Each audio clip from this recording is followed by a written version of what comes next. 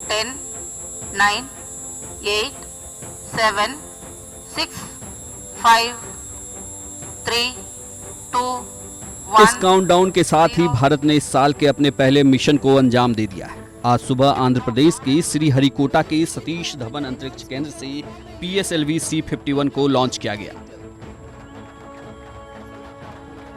PSLV C-51 अपने साथ Amazonia 1 और दूसरे 18 सैटेलाइट को लेकर अंतरिक्ष में गया है।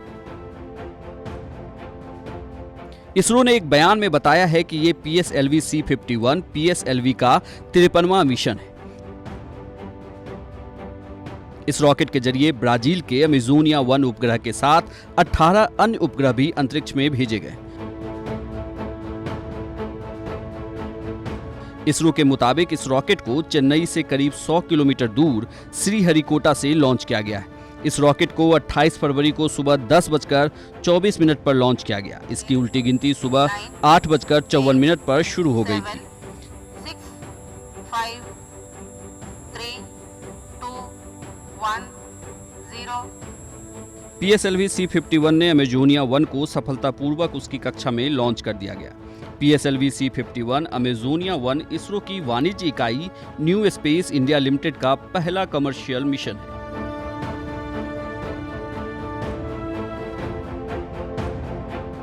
अमेजोनिया 1 4 साल तक डेटा भेजता रहेगा।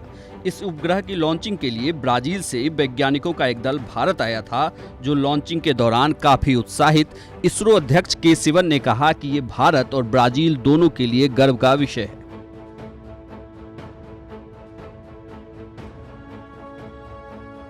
उन्होंने कहा कि अमेजोनिया 1 को पूरी तरह से ब्राजील के वैज्ञानिकों ने बनाया और विकसित किया था।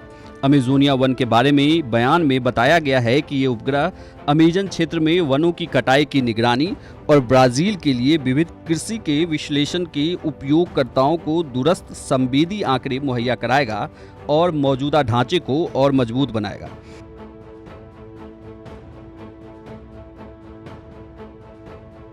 इस मिशन के सफल लॉन्च के बाद इसरो के प्रमुख के सिवन ने कहा कि इस मिशन में भारत और इसरो ब्राजील द्वारा एकीकृत पहले उपग्रह को लॉन्च करने पर बेहद गर्व महसूस कर रहे हैं। उन्होंने बताया कि सभी सैटेलाइट्स बहुत अच्छी हालत में हैं।